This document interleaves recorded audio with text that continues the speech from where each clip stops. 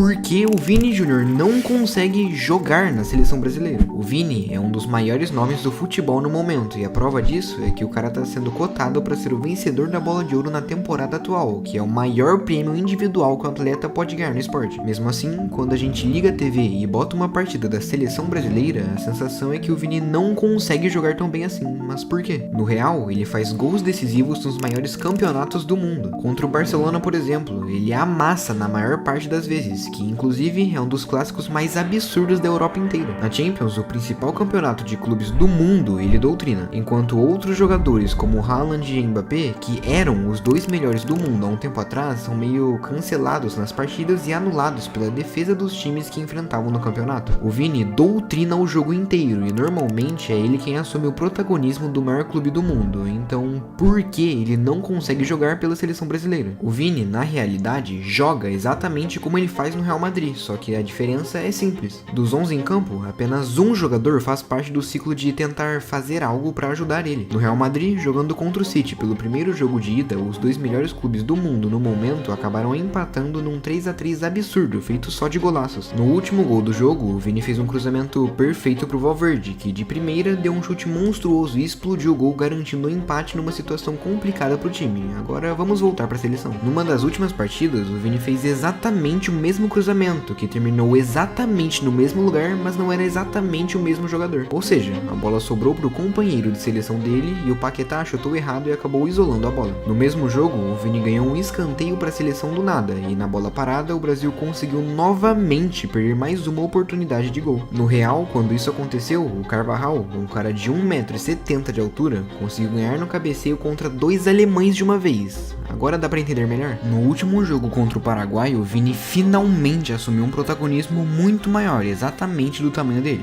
Mas mesmo assim, dentro da partida dá pra ver nitidamente que na maior parte do tempo ele jogou sozinho. Savinho driblava de um lado e de alguma maneira a bola sempre sobrava no pé dele. Depois disso, tinha passe pro Paquetá, cruzamento pra dentro da área e tudo o que ele poderia fazer, mas como sempre, ninguém aparecia pra ajudar o homem. Quando o Vini chegou no Real, ele era uma promessa que praticamente todos desacreditavam. Quando disseram que ele não era bom em jogos decisivos, ele virou bom e decidiu 2 Champions. Quando diziam que ele não saía do bolso do Araújo, ele fez o homem parecer um zagueiro qualquer. Vini passou pelo Kimmich quantas vezes ele quis, algo que nem mesmo a dupla antiga do PSG conseguia fazer, e ele mesmo conseguiu anular os zagueiros do Dortmund, que estavam anulando o Mbappé, que até então era um dos caras mais decisivos do mundo no futebol. Paquetá é ótimo jogando na maior parte das vezes na Europa, e o Bruno Guimarães, por exemplo, é um jogador muito estável no Newcastle, mas na seleção nenhum dos dois chega nem perto dos companheiros que ele tem no Real. Guilherme Arana, o homem que jogou por 90 minutos, destruiu o Vini e todo o estilo de jogo dele contra a Costa Rica. Ele não conseguia ajudar o Vini a completar as jogadas, e como tinha sempre dois em cima de toda a tentativa do Vinícius, não tinham brechas para o homem passar e tentar algo. Quando ele finalmente conseguia tentar passar e ganhava alguma disputa sem perder a bola, não tinha ninguém livre para receber passe na frente ou algum jogador pelo menos tentando se infiltrar. Rodrigo é o único dali que se salva. Quando eles jogam juntos no clube, faz sentido que o jogo encaixe mais. Exatamente por isso, as principais jogadas saem quando os dois se encontram no campo, ou seja, se o Dorival for esperto, é só botar os dois no mesmo lado e esperar a magia acontecer. Pela seleção, o Vini fez alguns jogos bons, principalmente jogando na Copa. Agora pensa,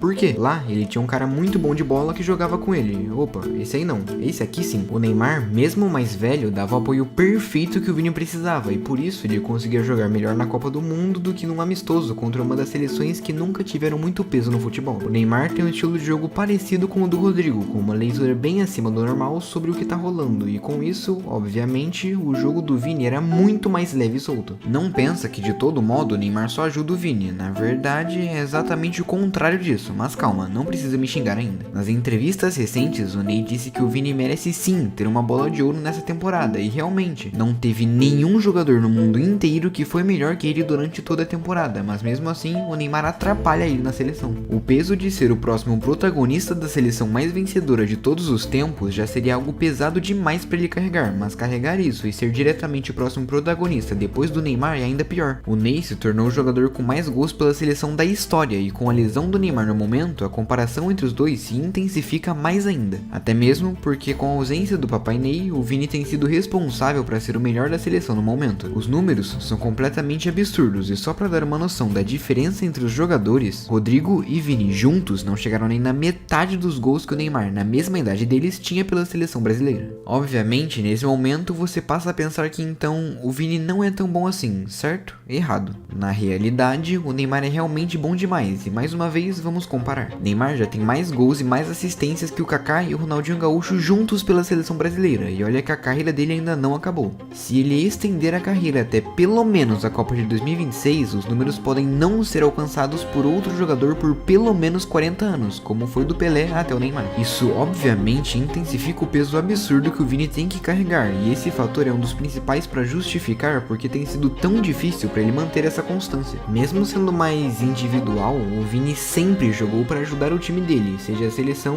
ou o clube do coração, e de novo, a prova desse ponto é que no ano passado foi uma das maiores injustiças do mundo ver ele tão longe do top 3 melhores jogadores, e mesmo assim ele não ligou e disse que preferiria ganhar mais uma Champions do que a bola de ouro. Mesmo assim, o Vini começou a marcar gols, então se ele continuar nesse mesmo ritmo, vai ser um dos melhores jogadores da seleção brasileira. Mas espera, pensando agora, se o Vini alavancar cada vez mais na carreira, em 2026 ele já pode ter sido 2 vezes o melhor do mundo, então será que ele ainda seria capaz de alcançar o sonho máximo do Neymar junto com ele na última dança do seu ídolo?